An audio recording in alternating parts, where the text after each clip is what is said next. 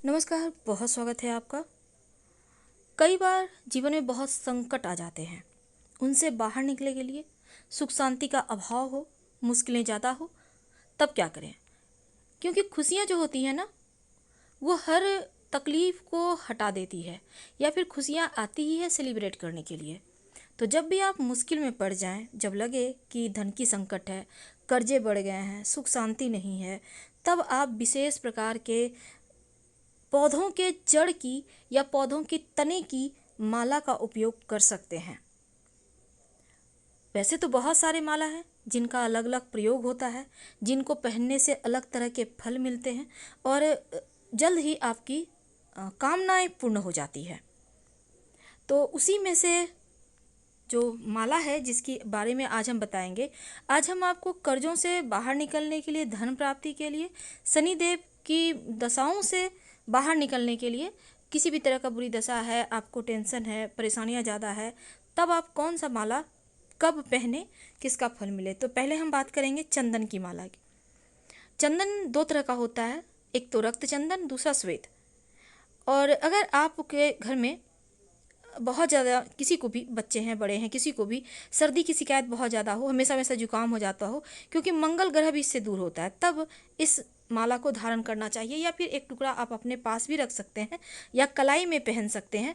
तो इससे क्या होता है ना, मन की समस्या समाप्त होती है, मन शांत रहता है, सर दर्द की समस्या दूर हो जाती है। तो चंदन की माला आप दोनों में से कोई भी माला यूज कर सकते हैं। इसके बाद आता है स्फटिक। स्फटिक पत्थर है, कांच के जैसा होता है, विशेष कटिंग से इसकी माला बनाई जाती है। स्फटिक का श्रीयंत्र बनता है, शिवलिंग बनता है, बहुत तरह की मूर्तियाँ बनती हैं। तो स्फटिक जो कांच की तरह होता है, विशेष पत्थर है, और इससे जो मोती निकाल कर माला बना जाता है, इससे शुक्र मजबूत होता है। माँ लक्ष्मी की उपासना भी कर सकते हैं और गले में धारण कर सकते हैं। इससे लक्ष्मी प्रसन्न होती है, धन की मुश्किल दूर होती है। तो ये जो माला है, बस आपको कोई भी माला पहने, एक बात याद रखिए, सुबह स्नान करके पहने और फिर आप रात में सोने के पहले खोल दें। नॉनवेज मत खाइए, इन मालाओं को पहनकर बनकर इनकी शक्ति घट जाती है। अब देखिए मोती। मोती की माला धारण करने से संसार के समस्त प्रकार के सुख मिलते हैं, चंद्र दोष भी नष्ट होता है। और मोती की माला मन की समस्या समाप्त तो करती ही है, खासकर जो जिनका चंद्र दोष है या फिर जो कर्क राशि वाले हैं, उनके लिए ज़्यादा लाभकारी है। सोमवार के दिन आप स्फटिक की माला और मोती की माला दोनों ही धारण किया जा सकता है। अब देखिए, एक बहुत ही आपको जैसे कि अजूबा लगेगा सुनकर, मोती के साथ होते हैं शंख या फिर जो दीप की माला, इसको भी बहुत सारे लोग पहनते हैं। इसके बाद नंबर आता है जामुन की गुठली का माला। जामुन का पेड़ का लकड़ी का भी माला बनाकर पहना जा सकता है, लेकिन उससे भी ज़्यादा असर करता है बरगद के पेड़ की जटाओं, यानी जड़ जो होता है उसका माला। अगर आप माला इस तरह से इसकी जटा को तोड़कर लाल धागे में पिरोकर इसको बनाकर आप शिव जी को अर्पित करें, फिर धारण करें, तो कर्जों की समस्या समाप्त होती है।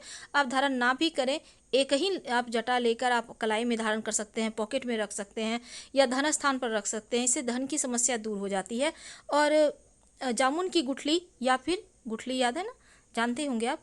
और साथ ही आप इसकी लकड़ी की भी माला पहन सकते हैं। मकर और कुंभ राशि वाले अगर पहने तो शनि बहुत प्रबल हो जाते हैं, फिर सब कुछ प्राप्त होता है। हल्दी की माला भी पाई जाती है, और हल्दी का माला से अगर आप मंत्र जप करें तो शत्रु शांत रहते हैं।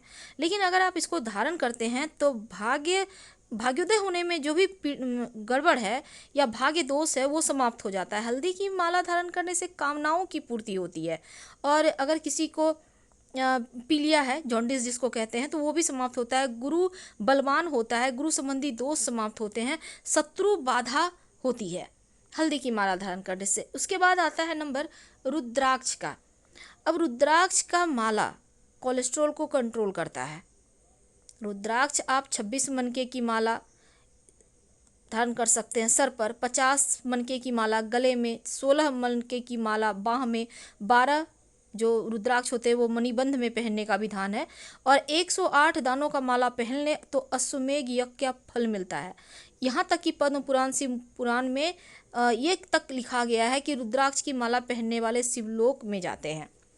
तो इसका भी वही नियम है, रात में सोने के पहले आपको खोल देना है।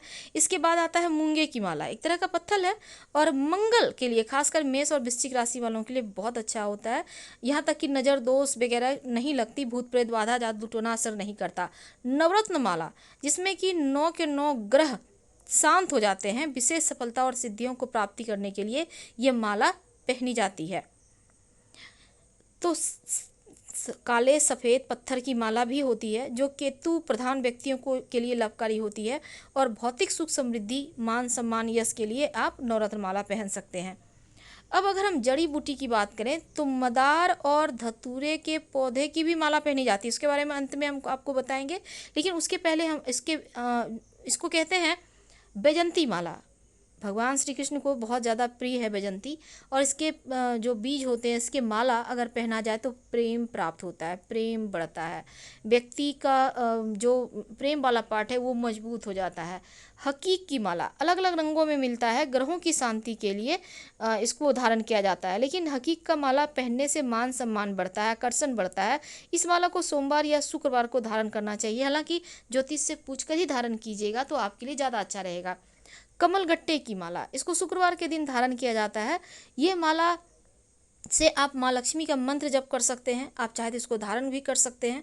हालांकि बहुत सारे लोग धारण करना नहीं चाहेंगे, कोई बात नहीं, एक अगर दाना भी आप अपने पास रख लेते हैं तो आपका धन बढ़ता है, ऐसा मान्यता है।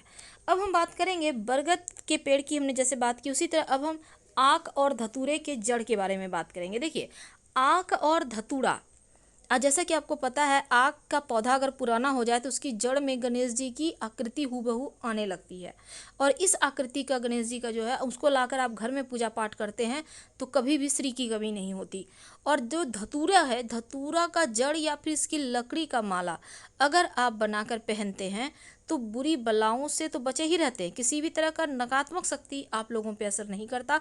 और इस माला को आप शिव जी को इसकी जड़ अगर अर्पित करके, जो बंध्या स्त्री है वो अपने कमर में धारण कर ले सोमवार के दिन, तो संतान की प्राप्ति हो जाती है। यानी संतान प्राप्ति में कोई समस्या है तो इसकी जड़, याद रखिए, आक का जड़ आप शिव जी को अर्पित करके धारण कर सकते हैं। तुलसी की माला, इसकी माला पहनने से इसमें एक नियम है कि आप लहसुन प्याज तक नहीं खाना है आपको, तब जाकर इसके फल मिलते हैं। और तुलसी की माला पहनने से व्यक्ति का वाणी में तेज आता है, जो बोलता है वो सच हो जाता है। तो इसके भी बहुत सारे गुण हैं। तुलसी की माला के अद्भुत फायदे हैं और इस फायदे को प्राप्त करने के लिए पहना जाता है। और बरगद के पेड़ का जड़, देखिए, हिंदू धर्म में पेड़ों की पूजा होती है और अनेक पेड़ पौधे पुष्प में देवताओं का वास माना गया है।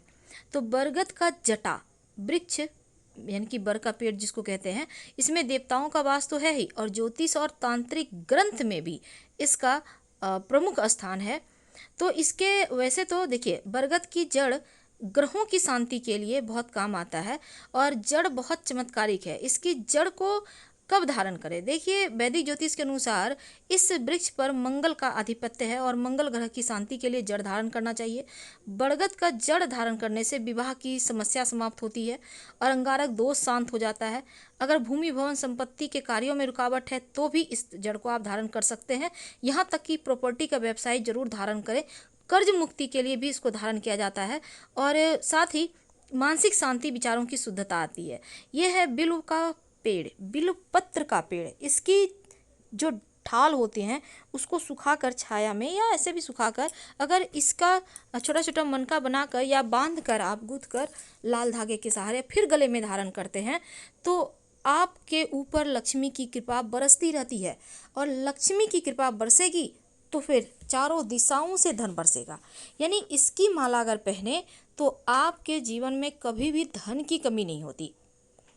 तो आक, धतूरा, बरगद का जड़ और बेल का वृक्ष का डंठल, यानी कि डाल का जो माला होता है, मोती होता है, इसकी महिमा तो पुराणों में भी बहुत ज़्यादा बखान किए गए हैं। तुलसी की माला जरूर धारण करें, लेकिन याद रखिए लहसुन प्याज नहीं खाना है। बाकी सब माला में आप लहसुन प्याज तो खा सकते हैं, पर मांस मदिरा का सेवन नहीं करना है। और रात में सोने के पहले सारे के सारा माला उतार के ही सोना है आपको, इस बात को हमेशा ध्यान रखिएगा। तो आज हम आपसे विदा लेते हैं। जानकारी अच्छी लगे तो लाइक कर सब्सक्राइब करें, अपनों से शेयर करें, कमेंट करें। धन्यवाद। हम फिर मिलेंगे।